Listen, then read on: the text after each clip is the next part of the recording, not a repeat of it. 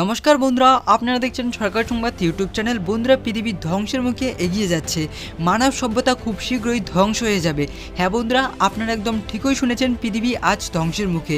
এর কারণ কি জন্য আজ পৃথিবীর এই অবস্থা, মানব সভ্যতা কেন একদিন ধ্বংস হয়ে যাবে, এই সব কিছুর কারণ কি রহস্য লুকিয়ে রয়েছে, এই সব বিষয় নিয়ে কি বলছে বিশেষজ্ঞ মহলরা, সব কিছুই আজকে আপনাদের বিস্তারিতভাবে জানাবো। বন্ধুরা, আপনাদের কাছে শুধু আমার একটাই অনুরোধ যে ভিডিওটি অবশ্যই সম্পূর্ণ দেখবেন, কারণ বন্ধুরা একমাত্র সম্পূর্ণ দেখলেই বুঝবেন কি লুকিয়ে রয়েছে এর ভিতরে রহস্য। তো আসুন বন্ধুরা, এবার আমরা মূল ভিডিওটা শুরু করি।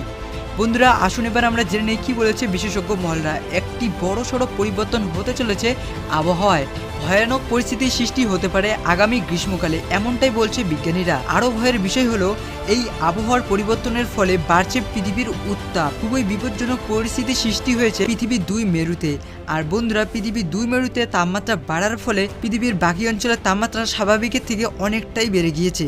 বিজ্ঞানীরা জানিয়ে দিয়েছে যেখানে আন্টার্কটিকার স্বাভাবিক তাপমাত্রা ছিল 30 ডিগ্রি সেলসিয়াস, কিন্তু বন্ধুরা এবার আন্টার্কটিকার তাপমাত্রা হয়েছে 40 ডিগ্রি সেলসিয়াস। এদিকে বন্ধুরা, বিজ্ঞানী মাইকেল মার একটি গবেষণা করেন। সেই গবেষণায় তারা দেখেন পৃথিবীর উষ্ণতা কেন বাড়ছে, কেনই বা পৃথিবী ধ্বংসের মুখে এগিয়ে যাচ্ছে। বন্ধুরা, মাইকেল মার বিজ্ঞানীর টিম 2 বছর গবেষণা করে জানিয়ে দিল পৃথিবী ধ্বংস হওয়ার শুধুমাত্র একটাই কারণ, সেটা হলো বন্ধুরা গ্লোবাল ওয়ার্মিং বা বিশ্ব উষ্ণায়ন।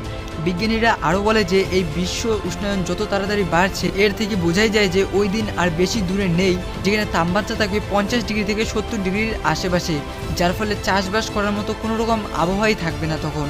আর মানুষ না খেতে পেয়ে শুরু হবে অনাহার, চারিদিকে শুধুই শুরু হয়ে যাবে হাহাকার, আর মানব সভ্যতা আস্তে আস্তে ধ্বংস হয়ে যাবে।